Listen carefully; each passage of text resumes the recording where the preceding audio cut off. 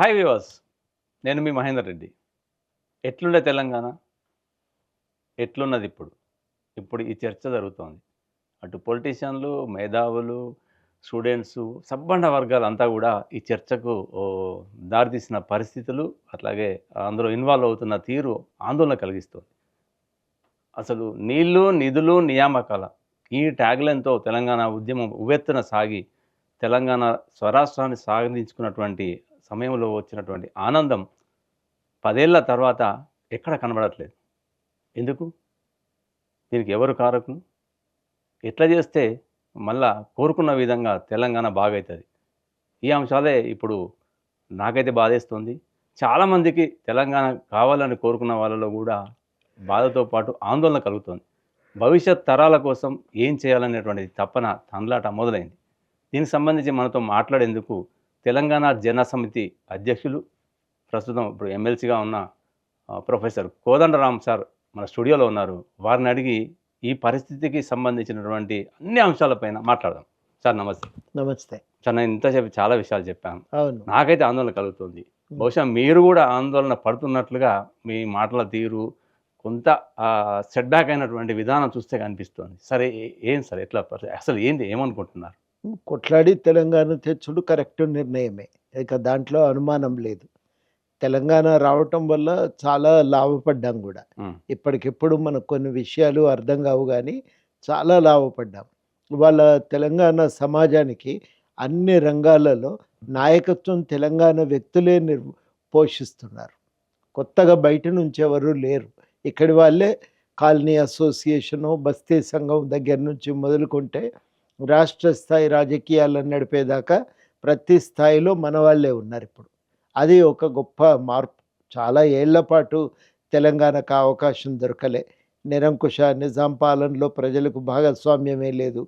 తర్వాత ఏర్పడిన రాష్ట్రంలో ఒక 4-5 ఏళ్ళు మనల్ని మనం పరిపాలించుకున్నామో లేదో మళ్ళీ మనం పాలకుల ఆంధ్ర ప్రాంతంలో విలీనమైపోయి వాళ్ళ పెత్తనంలో బతకవలసి వచ్చింది.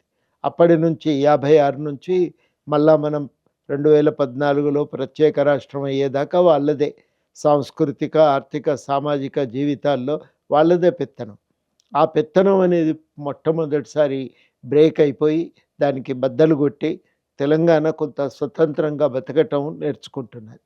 ఈ స్వతంత్రంగా బతకటం నేర్చుకోవటమే ఒక గొప్ప పరిణామంగా, మార్పుగా నేను భావిస్తూ ఉన్నా. ప్రభుత్వాలు మంచి ఆర్థిక విధానాలు చేయాలి, సాంస్కృతిక విధానాలను చేయాలి. అదేవిధంగా వైద్య విధానాలను కూడా తీసుకురావాలి. ఇవన్నీ తీసుకొని వస్తే ఇంకా చాలా బాగుంటుంది. ఇంకా మార్పు వేగవంతంగా జరగగలుగుతుంది. అటువంటి ప్రయత్నం ప్రభుత్వం నుంచి పోయిన 10 ఏళ్ల పాటైతే జరగలేదు.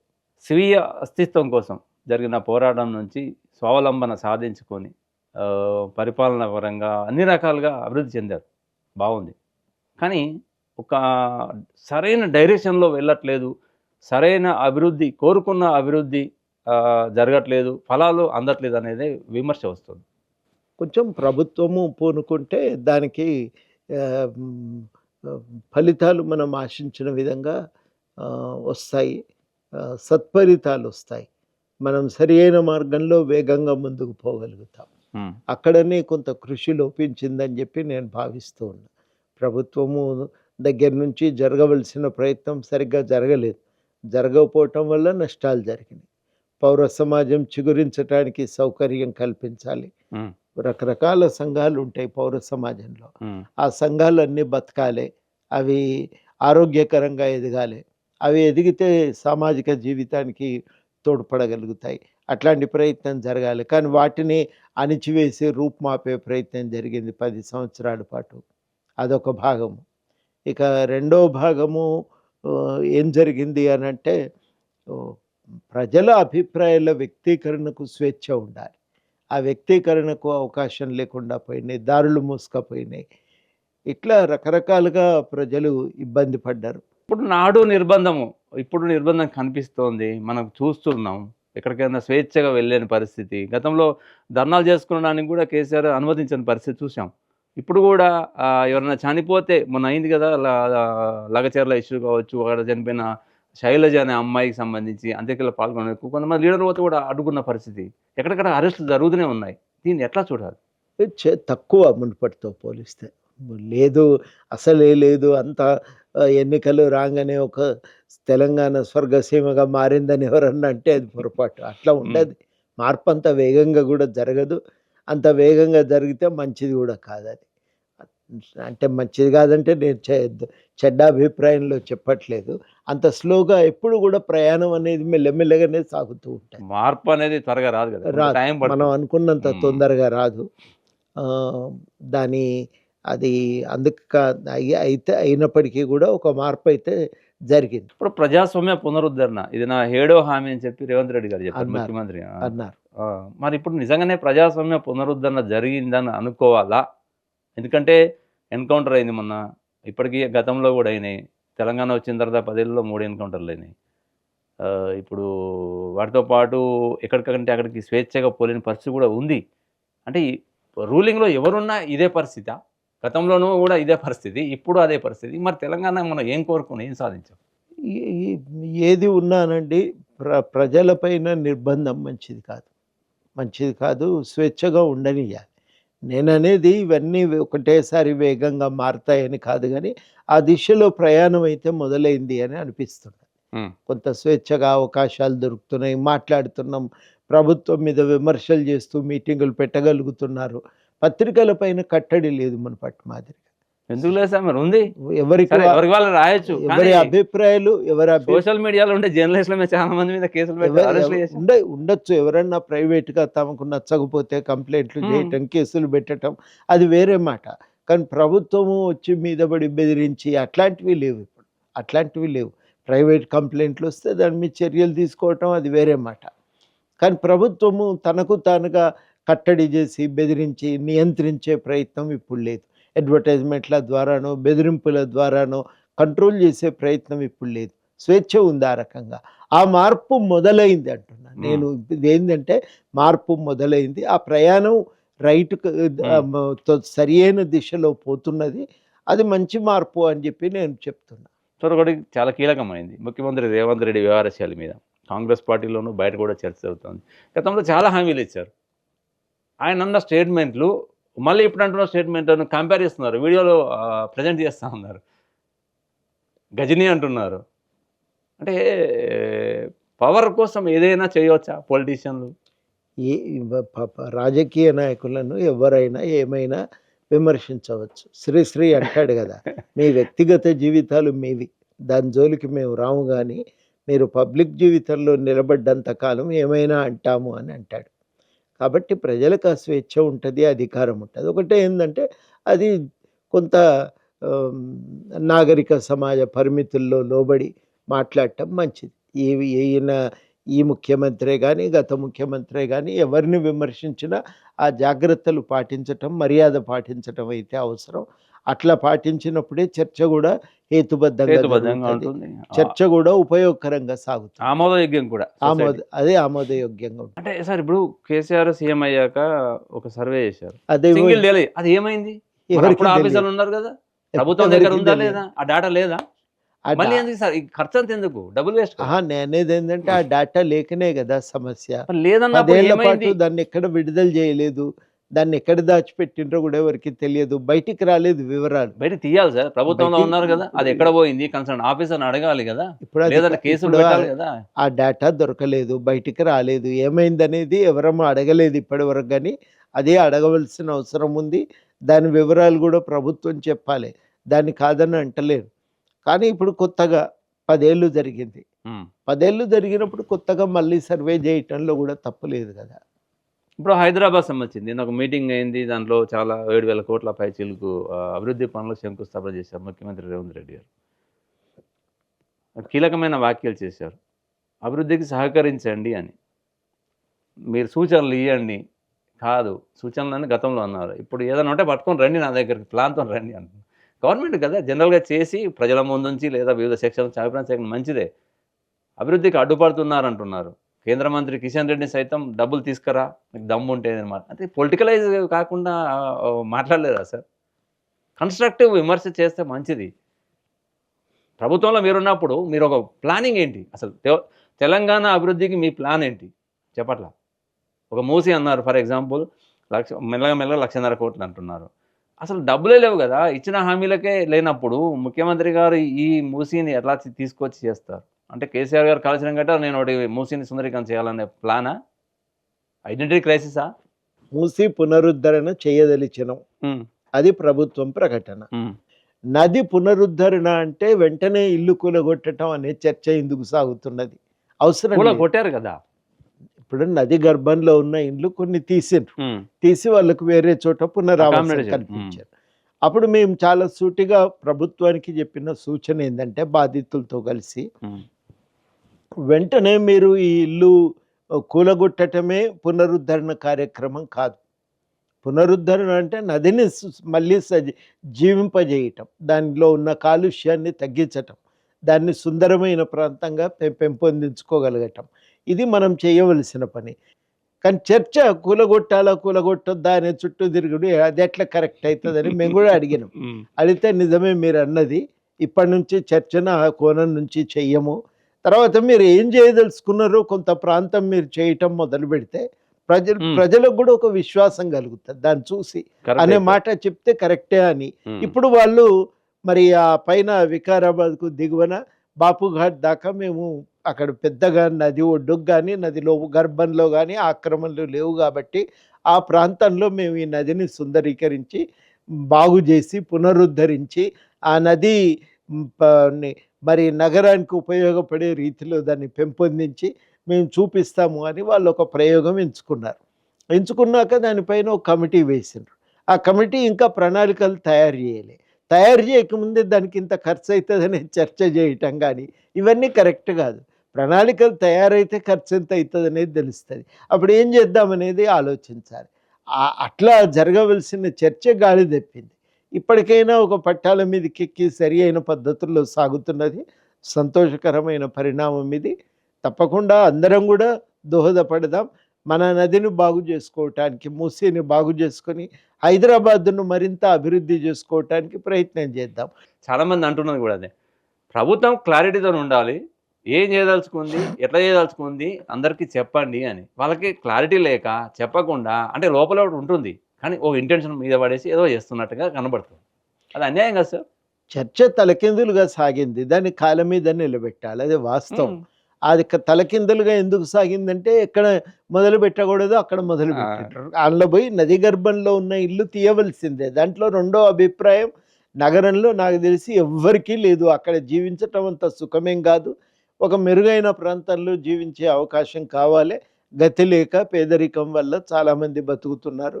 కొంతమంది ఏమో కేవలము తమ అవసరాల కోసం అని చెప్పి, తమ ప్రయోజనాల కోసం అని చెప్పి అవసరమైన దానికంటే వాళ్ళు అడ్డగోలుగా ఆక్రమించుకున్నటువంటి వాళ్ళు ఉన్నారు. కాబట్టి మనం అందరినీ ఒక దృష్టితో కూడా చూడకూడదు. పేదల పట్ల కొంత సానుభూతితో, ఒక పక్షపాత వైఖరితో ఉండటం కూడా అవసరం, ప్రభుత్వ బాధ్యత కూడా. ఇవన్నీ మనం తప్పనిసరిగా ప్రభుత్వానికి చెప్తూనే, ఒక భయోత్పాతాన్ని కలిగించవలసిన ప్రాజెక్ట్ కాదు ఇది. వాస్తవానికి అందరం కూడా ఆనందించవలసినటువంటి పరిణామమే.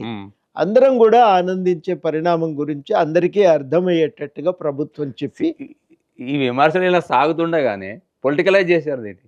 కింది ప్రాంతంలో ఉండే రైతులతో భారీగా ర్యాలీలు తీయడం మొదలుపెట్టారు. ఇదేంటో చేస్తారు, మద్దతు కూడగట్టడానికి, ప్రయత్నాన్ని నిలబెట్టుకోవటానికి ఒక ప్రయత్నం చేస్తారు. ఏ పార్టీ అయినా చేస్తారు, దాన్ని తప్పుపట్టవలసింది ఏం లేదు.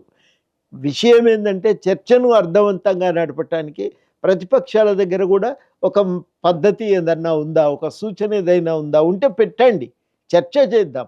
అది నగర ప్రజలకే కదా లాభం, మీకు లాభం కాదు, ఆయనకు నష్టము లేదు, ప్రజలకు లాభం అయ్యే విషయం. అందుకని ప్రజల కేంద్రంగా మనం ఆలోచించాలి ఎప్పుడు కూడా. ఏది ప్రజలకు ఎక్కువ లాభం అవుతుంది అనుకుంటే ఆ విషయాల మీదే దృష్టి పెట్టి దాన్నే కేంద్రం చేసుకొని మనం ఆలోచించాలి. ట్యాగ్లైన్ చూసుకుందాం ఫస్ట్. నీళ్లు నిధుల నియామకం, నీళ్ళకు సంబంధించి ఇంకా ఫైనల్ కాలేదు. 10 ఏళ్ళైనా ఇంకా పంచాయతీలే ఉన్నాయి. రీసెంట్గా కృష్ణా నుంచి వాటర్ కూడా తరలిపోతుందని కూడా వార్తలు వస్తున్నాయి, ప్రభుత్వం పట్టించుకోవట్లేదని. యాసంగికి నీళ్ళు ఎట్లా అనేది బహుశా ఇప్పుడు కాదు కానీ ఇంకో నెల 2 నెలల తర్వాత స్టార్ట్ అవుతుందని నేను అనుకుంటున్నా. పంచాయతీ తీవ్రంగా ప్రమాదం ఉంది, పట్టించుకోవట్లేదని. నిన్న జరిగినటువంటి కేంద్రం, నేను ఒక మీటింగ్ పెట్టింది అన్ని రాష్ట్రాల నుంచి. గోదావరి కావేరి అనుసంధానం చేస్తాం, మీరు రాష్ట్రాలు ఇలాగే ఉంటే ఆ ప్రాజెక్టును పక్కన పడేస్తామని బెదిరించేటువంటి పరిస్థితి. దీన్ని ఎట్లా అర్థం చేసుకోవాలి? ఈ పంచాయతీ పట్ల కేంద్రం తేల్చేట్టుగా కనబడట్లా. కేంద్రము బాధ్యత ఇందులో చాలా ఉంది. ఇది ఎందుకంటే రాష్ట్రాల సమస్య కాదు. తప్పనిసరిగా మనం ఒక విషయాన్ని ఒప్పుకోవాలి, కేంద్రం నిర్లక్ష్యం చేసింది.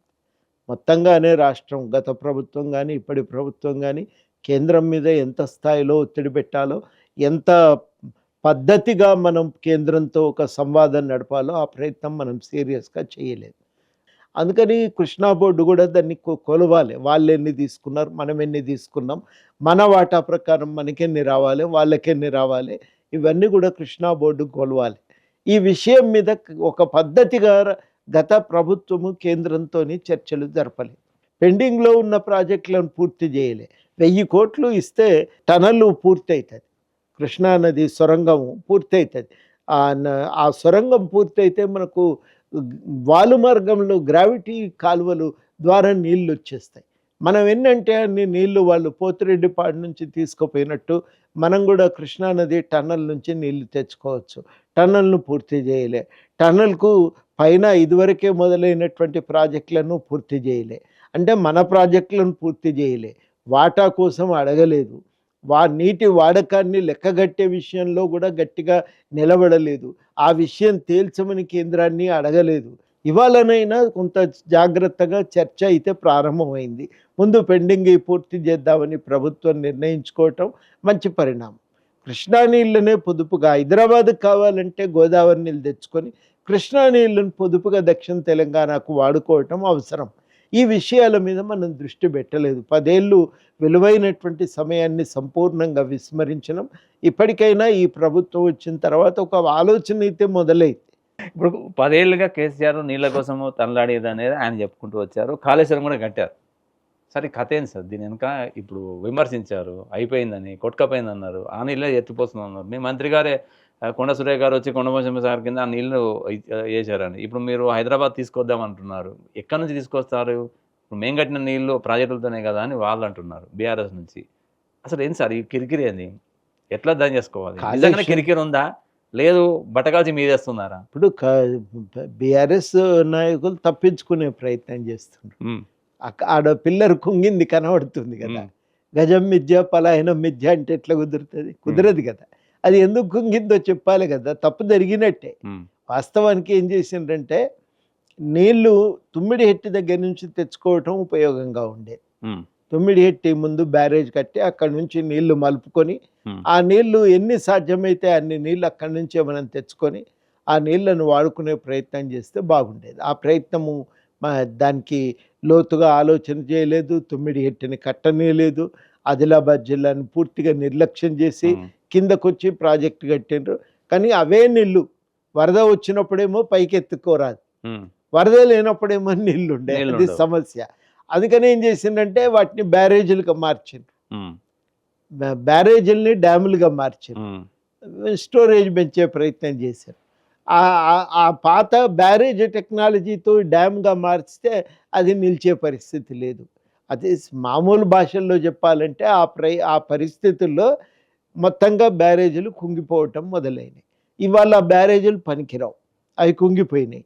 మీరు ఖర్చు పెట్టిన ఒక 40,000 కోట్లు 50,000 కోట్లు వృధా అయిపోయినాయి. ఇది వాస్తవం. ఇవాళ మళ్ళీ కొత్తగా ఆలోచన చేసుకోవాల్సిన అవసరం ఉంది. దీనివల్ల తెలంగాణకు నష్టం జరిగింది. రాష్ట్ర ప్రభుత్వం మీద అనవసరమైన భారం పడ్డది. అనవసరంగా ఇవాళ రాష్ట్రం అప్పుల పాలైపోయింది. మరి మన దగ్గర అంటారు కదా, ఖాయానై పియానై గ్లాస్ కూడా చేయానా అని. ఏమి తిని తాగకుండానే మంచినీళ్ళ గ్లాస్ పడేసి పైసలు కట్టి వచ్చిండట. మాలాంటి వాళ్ళని చెప్తే మమ్మల్ని వెంటబడిర్రు. నాకు బాగా గుర్తు, కొత్తగా దవ్విన కట్టిన ప్రాజెక్టు పక్కపంటి నీళ్లు నదిలోకి పోతుంటాయి కదా ఎక్కడికక్కడ, అవన్నీ మూసుకుపోయినాయి. పక్కకు కట్టిన కరకట్టల అవన్నీ మూసుకుపోయి నీళ్లు పొలాలు పడి చాలా పొలాలు మునిగిపోతే చూద్దామని పోయినాం మేము. మమ్మల్ని కట్ట మీదకి రానియలేదు. నువ్వు కట్ట మీద నడిచినావు కానీ బ్యారేజ్ మీద అడుగు పెట్టొద్దని ఆపిడ్రాడ. మేడిగడ్డ దగ్గర ఆ డ్యాము మీదికి రానియలేదు. అంత నిర్బంధంగా అణిచివేసి చాలా విషయాలు చెప్పినాం, పుస్తకం తీసుకొచ్చినాం, చాలా మాట్లాడినాం. ప్రభుత్వం దీన్ని పట్టించుకోలేదు అసలే. మరి ఇప్పుడు కమిషన్ వేశారు, ఎంక్వైరీ జరుగుతోంది, ఏమైనా తేలే అవకాశం ఉంటుందా? జనరల్గా కమిషన్లు అంటే మీకు తెలియదు ఏం కాదు కదా. లేదు, కొన్ని విషయాలైతే బయటకు వస్తాయండి. ఇంకో నెల కాకపోతే 2 నెలలు పడుతుంది. చాలా విషయాలు బయటకు వస్తాయి తప్పకుండా. కమిషన్ వాళ్ళు అడుగుతున్నారు, సేకరిస్తున్నారు, ఎట్లా నిర్ణయాలు జరిగినాయి, అన్ని విషయాల మీద అప్పుడు కొంతైనా ఏమవుతుంది? సమాచారం వచ్చే అవకాశం ఉంది. విషయం అయితే తెలుస్తుంది. కేసీఆర్ ఇంజనీర్గా చేసి అన్ని డిజైన్లు మార్చారనేది అందరూ అంటున్నారు, రకరకాల చర్చ జరుగుతోంది కావచ్చు మేబీ. కానీ ఒక్క కేసీఆర్ దోషిగా ఉంటారా, కేంద్ర ప్రభుత్వం కూడా దోషిగా ఉంటుందా? ఇప్పుడు ఇక అది ఏం అంటే చేస్తారండి? మీ నాలెడ్జ్ ప్రకారంగా ఇప్పుడు ఇప్పుడు పోయి ప్రతి ఒక్కళ్ళు ఏమంటున్నారు, మాదేముందండి కేసీఆర్ గారు చెప్తే చేసినామంటున్నారు. ఇప్పుడు వాస్తవానికి ప్రతి అధికారికి చట్టం ప్రకారం బాధ్యత ఉంటుంది. తాను రాజ్యాంగం ప్రకారము ప్రజలకు జవాబుదారి. ఆయన పనిచేయవలసింది రాజ్యాంగం ప్రకారం, పై నాయకుల ఆదేశాల ప్రకారం కాదు. కానీ మన దగ్గర ఏమైందంటే అధికారులు ఇష్టానుసారంగా నాయకులు ఆదేశిస్తే చేసిండ్రు పనులు. మాకు ఇబ్బంది అవుతుందనే ఆలోచన కూడా వాళ్ళు చేయలేదు. కనుక పూర్తిగా లొంగిపోయి దాసోహం అన్నట్టుగా పడిపోయి ఆయన ఏం చెప్తే అది చేయటము, సమస్యలు తలెత్తినాయి. ఇవాళ ఏమంటున్నారు, మాదే ఉందండి ఆయన చెప్పింది మేము చేసినామని అంటున్నారు. 100 ఏళ్ల విధ్వంసం జరిగింది అంటున్నారు ముఖ్యమంత్రి రేవంత్ రెడ్డి గారు. నిజంగానే జరిగిందా? చాలా విధ్వంసం అయితే జరిగింది. మీరు ఇది మామూలు విధ్వంసం కాదు. ఒక అధికారాన్ని ఇష్టానుసారంగా వాడుకోవటం అనేది మంచి సంప్రదాయం కాదు. తెలంగాణ ఉద్యమం సమిష్టి ఉద్యమం. అందరం కలిసి కొట్లాడి రాష్ట్రాన్ని తెచ్చుకున్నాం. అందరం కలిసి రాష్ట్రాన్ని నడిపించుకోవాల్సి ఉండే. ఏం పోయేది ఉందండి, అందరినీ కలిసి మాట్లాడి అందరి అభిప్రాయాలు స్వీకారం, నచ్చకపోతే నచ్చలేదని చెప్పు. తెలంగాణ కల్చరే కదా, అంటారు కదా, అది లేదు. అది బౌద్ధం నుంచి వచ్చింది తెలంగాణకు. ఆ గొప్ప సంప్రదాయం కూర్చుందాం మాట్లాడుకుందాం అనేది. ఆ సంప్రదాయాన్ని పూర్తిగా ఎక్కడికక్కడ కొట్టి దాన్ని విధ్వంసం చేసి ఇష్టానుసారంగా నిర్ణయాలు తీసుకొని ఇందులో ఏం మిగులుతాయి, కాంట్రాక్టర్లకు ఎట్లా మేలు చేయాలని లెక్కలు వేసుకొని చేస్తే ఇట్లాంటి ప్రమాదాలే జరుగుతాయి. నాకు ఒక డౌటు, 100 ఏళ్ల విధ్వంసం అంటున్నారు, అన్ని రంగాలలో నెంబర్ వన్ మన కార్పొరేట్ కాలేజీల ర్యాంకులు వచ్చినట్టుగా అన్నీ వస్తున్నాయి, ఇచ్చారు. గతంలో కేంద్ర ప్రభుత్వం అవార్డులు కూడా ఇచ్చేసింది. ఇప్పుడు విధ్వంసం అంటారు, అసలు ఏది కరెక్ట్? విధ్వంసం జరిగిన మాట వాస్తవం. అవార్డులు వచ్చిన మాట వాస్తవమా కాదా? ఏది తెలంగాణ ఏం అవార్డులు వచ్చినాయో దేనికి ఇచ్చిండ్రో కానీ జరగవలసిందైతే విధ్వంసం కనబడుతుంది. యూనివర్సిటీలను నిర్లక్ష్యం చేసిండ్రు, ర్యాంకులు పడిపోయినాయి. ప్రైవేట్ యూనివర్సిటీలకు ఇచ్చిన ప్రోత్సాహం మన యూనివర్సిటీలకు ఇవ్వలేదు. సరే, ఎట్లా అయితే ఈ విధ్వంసం నుంచి మంచిగా మళ్ళీ బాగుపడుతుంది? ఎట్లా బంగారు తెలంగాణ ఏదో తెలంగాణ అయితే ఎట్లా? మొదటిది మనం చాలా ముఖ్యము, ఏదున్నా అందరికీ లాభం జరిగే విధంగా తెలంగాణలో అభివృద్ధి జరగాలి. ఒకరిద్దరు మాకేం మిగులుతాయని లెక్కలు వేసుకునే పద్ధతి పోవాలి. మొట్టమొదట ఇవ్వలం కోరుకున్నా. తెలంగాణ ఉద్యమం ఎట్లయితే అందరం కలిసి నడిపినమో తెలంగాణ అభివృద్ధి కూడా అందరినీ కలుపుకొని పోతేనే అది సాధ్యమవుతుంది. అది మొట్టమొదట. తప్పకుండా ఫలితాలు అందరికీ దక్కాలి, అట్టడుగు వర్గాల వారికి ఇంకో ముద్ద ఎక్కువ దక్కాలి అన్నదే మనకి ఇవాళ లక్ష్యంగా ఉండాలి. నా దృష్టిలో ఇవి చాలా కీలకమైనటువంటి పరిణామాలుగా, అవసరాలుగా మనం గుర్తించగలిగితే, అది తెలంగాణ సంస్కృతిలో ఒక భాగమని మనం స్వీకరించగలిగితే అప్పుడు నా దృష్టిలో ఒక మార్పు అయితే జరుగుతుంది, తెలంగాణ అభివృద్ధి జరుగుతుంది. సొంత ప్రయోజనము పక్కన పెట్టండి, సమిష్టి ప్రయోజనమే లక్ష్యంగా అధికారాన్ని ఉపయోగించండి. ఇది చేయలేకపోయింది కేసీఆర్ ప్రభుత్వం. ఈ ప్రభుత్వం కనుక చేయగలిగితే మేలు కలుగుతుంది. చేయగలుగుతుంది అనుకుంటున్నారా? చేయగలరు. మీరు జనసమితిని పెట్టారు, రాజకీయం అంత ఈజీ కాదని తెలిసినప్పుడు కూడా పెట్టారు. కానీ మార్పు కోసం ఒక ప్రయత్నం చేయటంలో తప్పు లేదు కదా. గెలుస్తామా ఓడతామా వేరే మాట, జరుగుతున్నది తప్పు. ఆశావాహం అనే కాదు, జరుగుతున్న తప్పు అనిపించినప్పుడు నీ కరెక్ట్ ఏదో తెలిస్తే చెప్పడానికి ప్రయత్నం చేయి, తప్పే ఉంది. అదే ప్రయత్నం చేస్తున్నాం. విద్యాభ్యాసం మీరు ఇందాక టచ్ చేశారు, యూనివర్సిటీలో ఇట్లా అని. అసలు కార్పొరేట్ కాలేజీలు, కార్పొరేట్ స్కూల్స్ను నియంత్రించేటువంటి దమ్ము ధైర్యం ప్రభుత్వాలకు ఉంటుందా? చెయ్యలేకనే ఈ ఫీజులు కట్టలేక చచ్చిపోతున్నారు సామాన్య జనం, పేదలు ఫీజులు కట్టలేక చచ్చిపోతున్నారు. ఆ బోధనా పద్ధతులు కరెక్ట్ కాదు. దానివల్ల వస్తున్నటువంటి మానసిక ఒత్తిడిని కూడా తట్టుకోలేకపోతున్నారు. ఏం చేస్తున్నారంటే మొత్తం చదువు 6 నెలల్లో చెప్తున్నారు, ఇంటర్మీడియట్ చెప్పి ఏం చేస్తున్నారు, ఇంకో 6 నెలల పాటు వాళ్లకు ఎంసెట్కు తయారు చేస్తున్నారు, కోచింగ్కు ఇస్తున్నారు. ఇది ప్రెషరు అందరు తట్టుకోలేరు. అందరికీ ఒకే రకమైనటువంటి దృక్పథం ఉండదు జీవితం పట్ల. మనిషికి ఒక్కొక్క లోకో భిన్న రుచి అంటారు కదా, ఒక్కొక్కరికి ఒక్కో దృక్పథం ఉంటుంది, ఒక్కో ఆలోచన ఉంటుంది, ఒక్కో రకమైన టేస్ట్ ఉంటుంది. కాబట్టి ఎవరి పద్ధతుల్లో వాళ్ళు నేర్చుకోవటానికి అవకాశం ఇవ్వాలి. కొందరు అట్లా ఒత్తిడిని తట్టుకోలేరు. కొందరు వాళ్ళు కూడా ఏమనుకుంటున్నారంటే ర్యాంక్ వచ్చినోడే మంచోడు బుద్ధిమంతుడు, ర్యాంక్ రానోడు పనికిరానోడు సమాజంలో అని అనుకుంటున్నారు. అదే ఒత్తిడిని పిల్లల మీద పెడుతున్నారు. నువ్వు ర్యాంక్ పట్టుకొస్తే ఆయన కూడా అడ్వర్టైజ్మెంట్ చేసుకోవచ్చు అని చూస్తున్నాడు. ఆయనకు అదే కోరిక. ఈ కళలతో వ్యాపారం అని మేము ఒకప్పుడు కరపత్రం రాసాం. ఈ కళలతో వ్యాపారం. తల్లిదండ్రులకు కళ ఉంటుంది, మా వాడు మంచిగా చదువుకొని ఇంజనీర్ అయ్యి ఎక్కడో మంచి నౌకరీ చేసుకోవాలని. ఆ కోరిక వాళ్ళకుండు తప్పు లేదు, అట్లా కలగనటం తప్పు కాదు. ఆ కళలతో ఒక వ్యాపారం చేద్దామనుకోవటమే అది ప్రమాదాన్ని సృష్టించింది. దీన్ని ఎట్లా నియంత్రించాలి? పిల్లలు చనిపోతున్నారు సూసైడ్ చేసుకొని. బోధనా పద్ధతులు మారాలి. నేను అన్ని 6 నెలల్లో చెప్పేస్తాననేది మారాలి. దానికి తగ్గట్టుగా కోచింగ్ సిస్టమ్ వల్ల ప్రయోజనాలు వస్తుండొచ్చు, కానీ కొంతమందికి వస్తున్నాయి, చాలామందికి లాభం జరగట్లేదు. ఆ విషయాన్ని మనం అర్థం చేసుకోవాలి. ఇవన్నీ అర్థం చేసుకొని కొంత లిబరల్గా ఉండాలి. టీచింగ్ సిస్టమ్ అనేది లిబరల్గా ఉండాలి. అది ఇవాళ మనం కోరుకోవాల్సిన అవసరం. తెలంగాణ ప్రత్యేక రాష్ట్రం ఏర్పడే నాటికి మిగులు రాష్ట్రం ఇప్పుడు అప్లపాలైంది. దానికి కేసీఆరే కారణం అనే చర్చ జరుగుతోంది. ఆరోపణలు విమర్శలు ఉన్నాయి. నేను అభివృద్ధి కోసం చేశామనేది ఆయన చెప్తారు. ఇప్పుడు వీళ్ళు చేసేది కూడా సిస్టమేటిక్గా ఉందా, ఒక క్రమశిక్షణతో కూడినటువంటి విధానములో ఉన్నారా? ఎందుకంటే ప్రొఫెసర్గా చెప్పండి, పొలిటికల్ సైన్స్ ప్రొఫెసర్ ఏమన్నా పర్వాలా, అసలు ఎలా చూడాలి? ఎందుకంటే ఇప్పుడు అంబేద్కర్ భారీ విగ్రహం పెట్టారు, పేరు కోసం అన్నారు, సెక్రటరీ కట్టారు, పేరు కోసం అన్నారు. బాబు గారి దగ్గర పెద్ద విగ్రహం గాంధీజీ గారు పెడతామని అంటున్నారు. అటు మూసి సుందరీకరణ పేరు డబ్బులు వృధా చేస్తున్నారు. అసలు చేయాల్సిన ఇంకా చాలా పనులు ఉన్నాయి తెలంగాణలో అని. దీనికి ఏం సమాధానం? ప్రయారిటీస్ పైన డిబేట్ చేయొచ్చు, దాంట్లో ఎవరు దాన్ని తప్పుపట్టకూడదు, తప్పుపట్టలేము కూడా. ఇప్పుడు విషయం అది కాదు. ఇప్పుడు రాష్ట్రం అప్పులపాలు చేసిన మాట వాస్తవం. నువ్వు అన్ని 1,00,000 కోట్లు పెడితే ఆ 3 బ్యారేజీలు అయితే పోయినాయి కదా. అట్లాగే మిషన్ భగీరథ కూడా దీన్ని అనాలోచితమైన చాలా చోట్ల గ్రామాల్లో అప్పటికే నీటి సరఫరా పథకం ఉంది, ఆర్డబ్ల్యూఎస్ కింద. నువ్వు లేని గ్రామాలకు నువ్వు నీటి సరఫరా పథకాన్ని అమలు చేసి అప్పుడు 1500-1600 కోట్లలో అయిపోయేది. ఏ గ్రామానికి ఆ గ్రామం కొంత సొంత ఖర్చుతో తమ కాంట్రిబ్యూషన్తో వాళ్ళు సొంతంగా ఒకటి నీటి శుద్ధి ఏదో మిషన్లు అయితే పెట్టుకునేటోళ్ళు కదా. నువ్వు ఎక్కడనూ శుద్ధి చేసి నల్లా ఇప్తేనే తాగే నీళ్ళు తెస్తా అని తాగే నీళ్ళు రాకపాయే, పాతయి పోయి చెదిరిపాయే. ఎందుకు నీళ్ళు వచ్చినాయి కదా సార్, నీళ్ళు ఏడుస్తున్నాయి, అన్ని మురికి నీళ్ళే చాలా దిక్కులా. అంటే అన్నట్టుగా తాగటం అది దాంట్లో ఉండే టెక్నికల్ సమస్యలు చాలా ఉన్నాయి. అది అనవసరం కదా, అంత ఖర్చు పెట్టడం అనవసరం కదా. 1,00,000 కోట్లు కాళేశ్వరం గట్టి తిన్నారు, దోసుకున్నారు అని చెప్తారు. కేసీఆర్ ఎంత సంపాదించింది సార్? కేసీఆర్ ఎంత సంపాదించిండో ఆ లెక్కలు నాకు తెలియవు, నేను వేయలేదు. కానీ వృధా జరిగిన మాట వాస్తవం.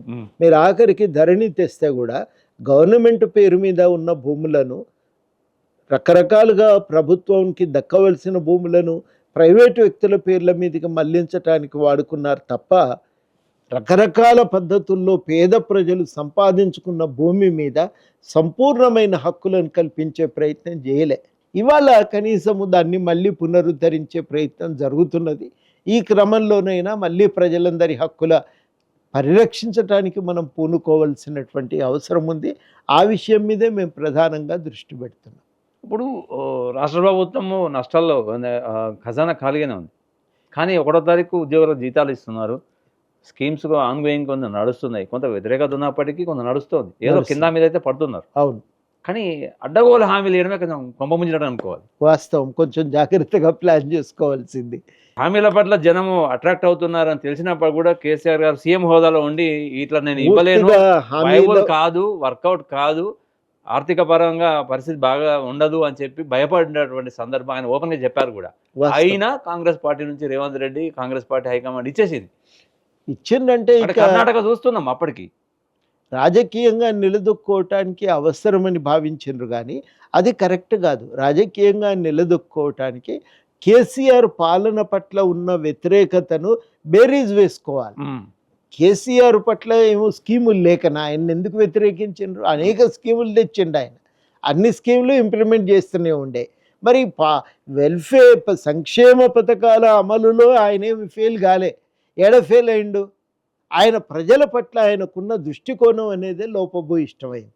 ప్రజలకు ఆయనకు ఒక సంబంధం కాపాడుకోవాల్సినటువంటి స్థితి నుంచి ప్రజలతో నాకు లెక్కే లేదు, వాళ్ళ అవసరమే లేదు, నేను ఎట్లంటే అట్లా తోలుబొమ్మల ఆయన ఆడిచ్చినట్టు నేను ఆడుకోగలను, మేనేజ్ చేసుకోగలను అనే దృష్టికోణం నుంచి పోయిండు. సార్ అదే బాగుంది మీరు చెప్పేది రైట్. కానీ ఇప్పుడు ఏమవుతుందంటే కేసీఆర్ అంటే ఒక నమ్మకం ఉండే జనాల్లో, టెన్షన్గా పడేది, పింఛన్ కావచ్చు ఏదైనా కావచ్చు అనుకున్న టైంకి వచ్చేసేది. కానీ ఇప్పుడు రావట్లేదు, జనాల్లో ఒక అపనమ్మకం కనిపిస్తుంది కాంగ్రెస్ ప్రభుత్వం పట్ల. దీన్ని ఎట్లా అర్థం చేసుకోవాలి మనం? వాస్తవం అది ఏదైతే ఆల్రెడీ వస్తున్నదో అది ఉండాలి, అదనంగా ఇంకేమన్నా ఇవ్వగలిగితే ఇవ్వాలి అనేదే రైతులు ప్రజల్లో ఉండే ఆలోచన. కాబట్టి ముందు ఇస్తున్నటువంటివి సమయానికి ఇవ్వాలి. కానీ వాళ్ళు ఖజానా ఖాళీ చేయటంతో, ఆర్థిక వ్యవస్థను నాశనం చేయటంతో సమయం పడుతుంది, ఇబ్బంది పడుతుంది, కొంత కోలుకోవటానికి టైం పడుతుంది. ఇప్పుడు రుణమాఫీ అనేది చాలా పెద్ద భారం. అది రుణమాఫీ ఒక్కసారి వీళ్ళు పూర్తి చేయటానికి పూనుకోవటం చాలా సాహసం. ఆ సాహసంతో కూడుకున్న పనిని వాళ్ళు ఇలా చేస్తున్నారు. ఇక అయిపోతున్నది. అది అయిపోతే తప్ప మిగతా వాటి మీద దృష్టి పెట్టి రైతు భరోసా నెక్స్ట్ రావాలి. అది అయిపోయిందనుకో అప్పుడు వీళ్ళు కొంత సాఫీగా దీన్ని గట్టెక్కించే ప్రయత్నం చేయొచ్చు. ఈలోగా వీళ్ళ చేతిలో 10-15 వేల కోట్లు పడాలి. అది ఇవాళ ఇప్పుడు బోనస్ ఇస్తున్నారు, గొప్ప విషయం. ఇది అమలు చేయగలుగుతున్నారు, మంచి పరిణామం ఇది. కాబట్టి కొంత మంచి ధైర్యం చేసిండ్రు, మంచి నిర్ణయాలు తీసుకున్నారు, అమలు చేయగలుగుతున్నారు. నెక్స్ట్ ప్రమాదం కూడా కనిపిస్తుంది. మీరు నెక్స్ట్ ఎలక్షన్స్ వరకు డీలిమిటేషన్ జనాభా ప్రాతిపదికన సీట్ల సంఖ్య పెరిగితే ఉత్తరాది రాష్ట్రాల నుంచి ఎక్కువ సీట్లు ఉంటాయి, దక్షిణాది అంతా తక్కువ అయిపోతుంది, పవర్ అంతా మళ్ళీ నార్త్కి వెళ్ళిపోయే పరిస్థితి కనబడుతుంది. ఇవన్నీ అంబేద్కర్ ఏనాడో చెప్పిండు. చాలా దేశానికి ప్రమాదం. దక్షిణాది రాష్ట్రాల పరిస్థితులను బట్టి మనం బ్యాలెన్స్ చేసుకునే ప్రయత్నం చేయకపోతే ఇబ్బందికరంగా ఉంటుంది. కంపెనీలు వస్తే కేంద్ర ప్రభుత్వం కాలడ్డం పెట్టి అన్నింటినీ గుజరాత్కే పంపిస్తున్నాయి. 2 హార్డ్వేర్ పార్కులు వస్తే 2 గుజరాత్, ఒకటి గుజరాత్కు పోయింది, ఒకటి బీజేపీ పాలిత అస్సాం రాష్ట్రానికి పోయింది.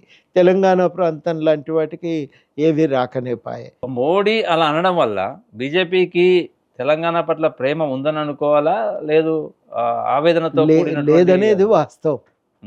రాజకీయంగా కూడా ఇప్పుడు ఆంధ్రతో ప్రత్యేకమైన సంబంధాలు ఉన్నాయి. తెలంగాణకు ఆ రకంగా ఇంకా నష్టం జరిగే ప్రమాదం ఉంది. ఇప్పుడు కేంద్రంతో రాష్ట్ర ప్రభుత్వం సఖ్యతగా ఉందా? బడే భాయ్ చోటే భాయ్ అని బీఆర్ఎస్ విమర్శిస్తోంది. అసలు కేసీఆర్ చేయలేని పనిని రేవంత్ రెడ్డి ఎలా చేయగలుగుతున్నారు? కేంద్రంతో ఎట్లా సఖ్యతగా చేయగలరు? కొన్ని తెచ్చుకోగలిగినారు, కానీ పోయిన ప్రభుత్వం సఖ్యత కలిగే ఉండే కదా, కానీ వాళ్ళు అడగలేదు. ఎన్నోసార్లు లేఖలు ఇచ్చారు, అన్నీ చేశారు, ప్రెషరైజ్ చేశారు, పట్టించుకోలేదు. దృష్టి పెట్టి గట్టిగా నిలబడి పార్లమెంట్లో కూడా రేజ్ చేస్తే తప్పకుండా వచ్చేవి. అడగకపోవటం పెద్ద తప్పే. రేవంత్ రెడ్డి రూలింగ్కి ఎన్ని మార్కులు వేశారు సార్? 1 year అయింది. ప్రతిదానికి ప్రజాపాలనకి మార్కులు వేయటం కష్టమైన పని. అట్లా మార్కులు వేయలేం, కానీ ప్రజానుకూలంగానైతే మొదలుపెట్టినరు. ఇదే దృష్టికోణంతో, ఇదే దృక్పథంతో ముందుకు సాగటం చాలా ఉపయోగకరం, అవసరం. అది తెలంగాణకున్న చారిత్రక అవసరం. అది ప్రారంభం బాగుంది, ఇట్లనే ఇంకా బలంగా ముందుకు సాగాలనే నేను సినిమా అయిపోవాలి కదా సార్, చాలా ఉంది ఇప్పటికి చాలా బాగుంది. మన తెలంగాణలో షురువాద్ అచ్చా కదా, అట్లా మొదలైంది. ఇప్పటికే ఎట్లా ఉంది కాంగ్రెస్ పార్టీ? రేవంత్ రెడ్డి ఎన్నిసార్లు కలిసారు? ఎట్లా ఉంది? కంఫర్ట్ ఉన్నారా? నేను తక్కువ సార్లే కలిసిన, ఎక్కువేం కలవలేదు. విషయం ఎన్నిసార్లు కలిసినాం అనేది కాదు, విషయాలు రకరకాలుగా మంత్రులు ఎవరో కలిసినప్పుడు, అధికారులు కలిసినప్పుడు చెప్తూనే ఉన్నాం, వింటున్నారు. చేసేటివి కొన్ని పనులు అవుతున్నాయి, కొన్నింటికి వాళ్ళు ఎజెండా మీదకి వస్తున్నాయి, కొన్ని మెల్లమెల్లగా సమయం పడుతుంది పరిష్కారానికి ఆర్థిక పరిస్థితుల రీత్యా. కాబట్టి ఒకటొకటి అయితేనే ఉన్నాయి, కాకుండా ఏం లేవు. మీ సూచనలు, మీ విధానాలకు సంబంధించినటువంటి లోతైన అవగాహన, ఆ కార్యాచరణ సంబంధించిన దాన్ని కాంగ్రెస్ పార్టీ అడాప్ట్ చేసుకోవడం వల్లే పవర్‌లోకి వచ్చిందంటున్నారు. కేసీఆర్ గారు మిమ్మల్ని ఉపయోగించుకొని ఉంటే ఈ పరిస్థితి వచ్చిండేది కాదు కదా! అందరినీ కలుపుకొని పోతే కేసీఆర్ కూడా ఇంకొక టర్మ్ కూడా గెలిచేవాడేమో కానీ, ఇప్పుడు అది చేయలేడు కాబట్టి ఆయన ఓడిపోయిండు కదా! ఆ చేయగలిగే పరిస్థితి ఇట్లా జరిగి ఉంటే అంటే ఆయన అట్లా చేయలేకపోయిండు. అది తెలంగాణ జన సమితిని ఇంకా యాక్టివ్ రోల్ ఈ మధ్య మీరు ఎమ్మెల్సీ కొంచెం తగ్గినట్టుగా అనిపిస్తుంది. యాక్టివ్‌గా ఉంటుందా? ఎలా పోతుంది? ఏం ఇవే ఉంటాయి. అన్ని సార్లు ఒక రకంగా పని చేయం కదనండి. రోజు పొద్దున్న లేస్తే సాయంత్రంకి వచ్చే వరకు డల్ అవుతాం. మళ్ళీ తెల్లారి లేస్తే మళ్ళీ యాక్టివ్‌గా మొదలైతాయి. పార్టీలైనా అంతే, ప్రతిసారి ఒకే రకంగా పని చేయలేవు. ఒక్కోసారి ఒక్కో రకమైన పనులు ప్రధానంగా పెట్టుకుంటాం. అప్పుడు బయట ఎక్కువ కనబడం. ఒక్కోసారి ఒక రకమైన పనులు చేస్తుంటాం, బయట ఎక్కువ కనబడుతూ ఉంటాం. కానీ పార్టీ క్రియాశీలకంగానే ఉన్నది. మీరు పెద్దల సభలో ఉన్నారు ఇప్పుడు. ఎమ్మెల్సీఆర్ గవర్నర్ కోటాలో. ఎట్లా ఉంది సార్ ప్రభుత్వ సహకారం? బానే ఉంది. ఏం ఏదన్నా చేయాలనుకుంటున్నారు? చెప్పటానికి తోవ మిగిలింది. మాట్లాడగలుగుతున్నాం, చెప్పగలుగుతున్నాం, వింటున్నారు, చర్చకు ఆస్కారం ఉంది. బానే ఉంది అది. అంతకు మించింది ఏం కావాలి? మాకు గంతే చాలు. మాకల్లా సొంతంగా మూటగట్టుకోవాల్సిన ఆలోచన మాకు లేదు. లేనప్పుడు ప్రజల కోసం ఏదన్నా చెప్తే ఆడ వింటున్నప్పుడు మాకు అది సంతోషమే కదా! సరే, కానీ పనులు జరుగుతున్నప్పుడు మనం ఈ సంబంధాలను కాపాడుకుంటూ ప్రజాహితం కోరి మనం ప జరగవలసిన పనుల మీద దృష్టి పెట్టాలనుకున్నాం. మేము అట్లనే దృష్టి పెట్టినాం, పనిచేస్తాం. అవినీతి రకరకాలు చేశారని కాంగ్రెస్ ఆరోపిస్తోంది. ఎప్పుడు ఏ క్షణాన అరెస్ట్ చేస్తామంటున్నారు. ప్రతిసారి అరెస్ట్ కానీ ఎందుకు అరెస్ట్ చేయట్లేదు సార్? పొలిటికలైజ్ కమిటీలు, నివేదికలు రావాలి కదా! రాకుండా అరెస్ట్ చేయటము అనేది దానంతట అదే అంతిమ లక్ష్యం కావద్దు. అరెస్ట్ చేయటం గత పాలకులను దానంతట అదే అంతిమ లక్ష్యం కాదు. వాళ్ళకే వదిలేద్దాం. రైట్. ఇది ప్రొఫెసర్ కోదండరాం గారితో మాట్లాడినటువంటి చిట్ చాట్. చాలా విషయాలు ఇంకా మాట్లాడేది ఉంది. సమయం ఇప్పటికే ఎక్కువైపోయింది. ఎంత మాట్లాడినా తెలంగాణ ముచ్చట అనేది ఒడవదు. ఎందుకంటే ఈ పంచాయతీ ఎప్పుడూ ఉంటుంది. అన్నదమ్ముల పంచాయతీ లాగానే, కుటుంబంలో పంచాయతీ లాగానే, ఇరుగు పొరుగుతో ఉండే పంచాయతీ లాగానే ఉంటుంది. ఈ తెలంగాణ కల్చర్ ఇదే. తెలంగాణ సంబంధించి అభివృద్ధి ఎప్పుడు బాగుపడుతుంది అనేది మనం కళ్ళ ముందు చూస్తూనే ఉంటాం. అభివృద్ధి అనేది ఎవరో చెప్పితే కనిపించేది కాదు, అనుభవంలోకి రావాలి. అన్ని వర్గాలు ధనికులని కాదు కానీ తమ అవసరాలు తీసుకునే విధంగా డబ్బుతో పాటు సంతోషంగా కూడా ఉండాల్సినటువంటి అవసరం ఉంది. అది జరుగుతుందని కాంగ్రెస్ ప్రభుత్వంలో జరుగుతుందని చాలామంది విశ్వసిస్తున్నారు. సార్ కూడా అదే అంటున్నారు. చూద్దాం ఏం జరుగుతుందో. Let us wait and see. నమస్తే. సత్యాగ్రహ టీవీ ప్రేక్షకులందరికీ కృతజ్ఞతలు.